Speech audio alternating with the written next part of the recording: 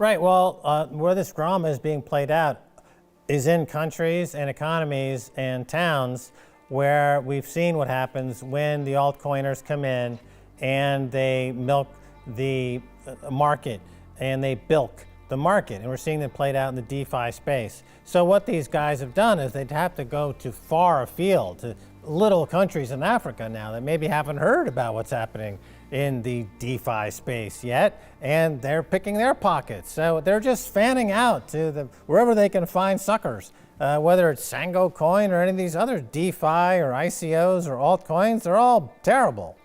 The IMF, the European Central Bank, the Federal Reserve Bank, the Bank of International Settlements have already warned you what's going to happen. They've told you. They told you that Bitcoin is an escape hatch. They didn't say that about Sango Coin. They didn't say that about Ethereum. They didn't say that about BNB. They didn't say that about Solana. They didn't say it about Cardano. They did not say that about any crypto but Bitcoin. So Bitcoin and the protocol removes that through no man involved in it. Right now, laws are imposed by man. You have to go to a court, and a judge who could be bribed, who could be corrupt, might actually be paid off to decide one way or the other. Bitcoin can't do that, right? So we're in so he knew that this was the nature of man. So the nature of man is to create a shitcoin, because that is a great way to get some sucker to give you money with which you can buy Bitcoin. Right, I mean, sticking to Bitcoin's been a great plan for El Salvador.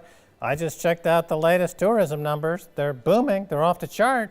Things are happening. It's Bitcoin plus Bukele equals boom times, because they're sticking with the top coin, the Bitcoin, and it's paying fantastically well. The car is showing once you step out of the Bitcoin limelight, you're entering a world of pain.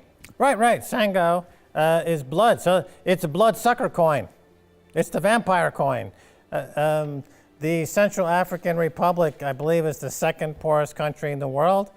Bring in Sango coin, and it'll be the poorest country in the world, because all they've done is to facilitate the ability for colonizers to come in and steal all their natural resources with the bloodsucker Sango coin. They say that it has something to do with Bitcoin. Of course it doesn't. If they wanted to join the elite class of hard money, they would simply go with Bitcoin, but that didn't last long because they didn't have the fortitude to stick with Bitcoin, and now they will pay the price. So property and plunder, the origins of shitcoins, is what I will call this next section, because in this age of not only the dollar coming to an end, and that was a tier one, layer one money replacing gold, which had ruled for 5,000 years. Then we had U.S. Treasuries, and the U.S. Treasuries decided to implode on February 26, 2022, when the U.S. seized the reserves of another nation. So therefore, the reserves were no longer money. It was no longer property. Now, Bastiat believed that property was something given to us by God, that this was life and liberty, and property were the rights that you had, all of them, and you couldn't remove one without removing the other. So this was primary. This was so important. This is a fundamental right.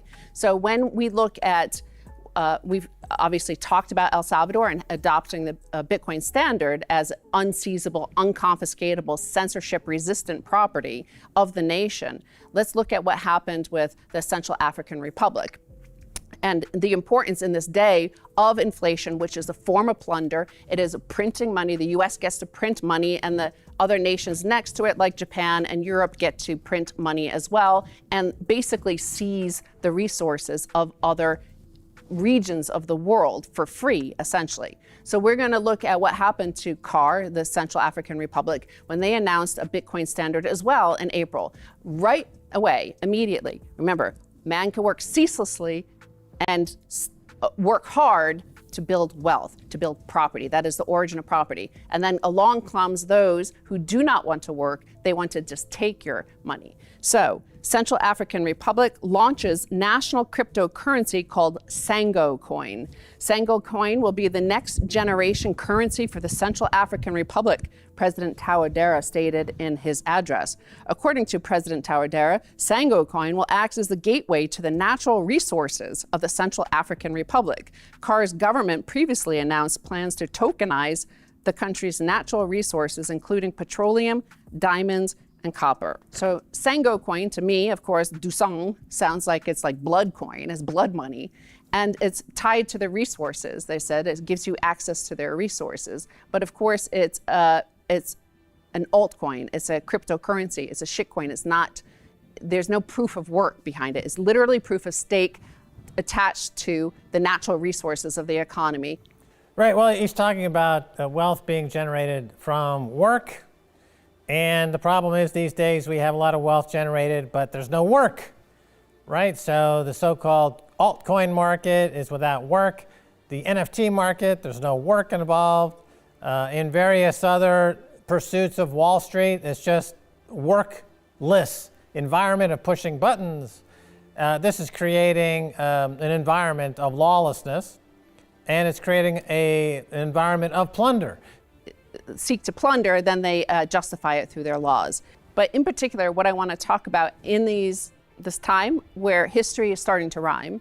So history is important because we're seeing right now across the world similarities to the 2008, 2009 through 10 and 11 crisis. When we had the financial crisis in 2008, 2009, we started quantitative easing, massive money printing, and then 2 years later, we saw a huge unrest. We saw the Arab Spring. We saw all of that unrest caused by high oil prices, high food prices. So I want to look at something that's really important in this day and age when we have that again, when we have the unwinding of the US dollar, when we have a post February 26, 2022 era when the US seized the reserves of Russia.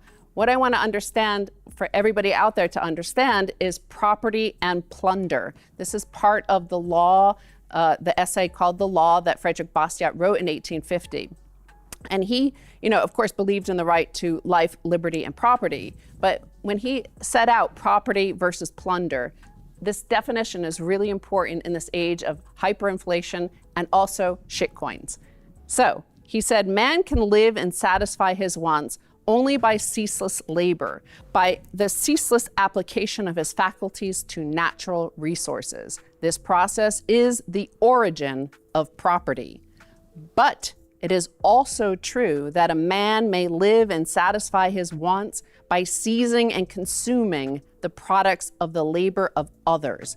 This process is the origin of plunder. So what we see around the world, Max, is property and plunder. We see unrest around the world caused by inflation, which is a form of plunder, and we see other situations of plunder, which we'll get into.